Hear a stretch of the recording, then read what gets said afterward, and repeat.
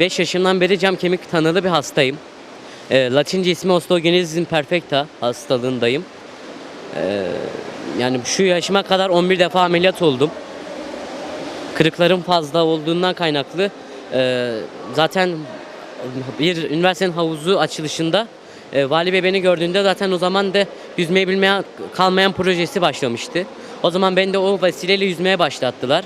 Gökhan hocam da benim yeteneğimi fark ettiğinden kaynaklı şu anda Türkiye ikinciliğin bir birincilik bir de ikincilik yaptık. Yüzme olmasaydı ben yani çok sosyal bir insan değildim. Yani okula dahi gidemiyordum. 4 yıl boyunca evde eğitim ders gördüm. Ders gördüğümde de zaten evde full evdeydim. Ve moralim hep bozuktu. Yüzmeye geldikten sonra da tabii alışma sürecinde biraz sıkıntılar yaşadık. Ama onun ardından şu anda gördüğünüz gibi profesyonel bir şekilde yüzebiliyorum. Engelli vatandaşlarımız kesin hakemlerinden şüphe edip ben bunu yapamam demesinler. Engelimiz var diye bizim yapamayacağımız şey yok. Kendim tekerlekli sandalyeyle Ağrı gibi bir Ağrı'nın sokaklarında geziyorum. Çok kolay değil bizim için engelli olmak.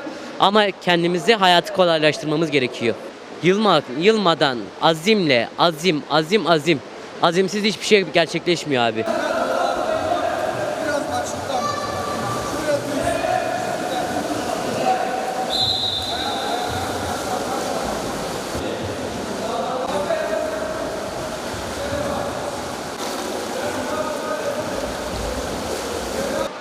Bedensel engeller ve diğer sağlam çocuklarla burada ben ilgileniyorum. Bizim hem diğer sağlam çocuklarda olsun Türkiye'de derecemiz var. Hem de bedensel engellilerde Süleyman Emin Erim. Geçen sene okullar arasında yapılan Türkiye şampiyonasında Süleyman 4 tane madalya aldı, 4 tane birincilik aldı. Geçen hafta Isparta ilinde yapılan milli takım seçmesine katıldık Türkiye şampiyonasında. Süleyman 4 ayrı stilde, ayrı branşta Türkiye ikinciliği aldı. Birkaç saniyeyle barajı aşamadık ama Ocak'ta yapılacak olan tekrar Türkiye şampiyonasına katılacağız inşallah. Orada inşallah 2-3 saniyeyi de geçtikten sonra 2020 Paralimpik Olimpiyatlarına inşallah Süleyman seçilecek Ağrı'dan.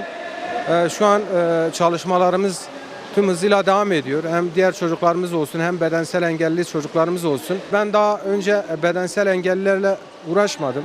Yani ilk şeyim Süleyman'la oldu. Otistik öğrencilerim var, onlarla ilgileniyordum. Ben şu an Ağrı'da ve Ağrı'nın çevresinde yaşayan bedensel engelli çocuklarımıza ulaşmaya çalışıyorum. Çünkü ben Süleyman'da şunu gördüm. Daha önce spora gelmeden önce hayata bakış açısı çok kötüydü. Yani çok ümitsizdi. Çünkü kendini insanların ve toplumun içinde dışlanmış görüyordu. Hatta gelip bazen ağlıyordu. Hocam diyor ben yani diğer insanlar gibi değilim diyordu. Ama şu an 2-3 yıl oldu benim yanımda ve Türkiye'de derece de yapınca şu an hayatı değişti. Yani kendine özgüveni geldi. Şu an çok mutlu. Ben de tek amacım bu çocukların böyle mutlu olması ve bu engelli kardeşlerimize ulaşıp onları da hayata karşı bakış açısını değiştirmek. Yani onları da toplumsallaştırmak, sosyalleştirmek için hem sporculuk manasında hem sosyalleşme manasında bu kardeşlerimize ulaşıp İnşallah Süleyman gibi diğer kardeşlerimizi de bu şekilde Türkiye'de derece yapacak seviyeye getirmek.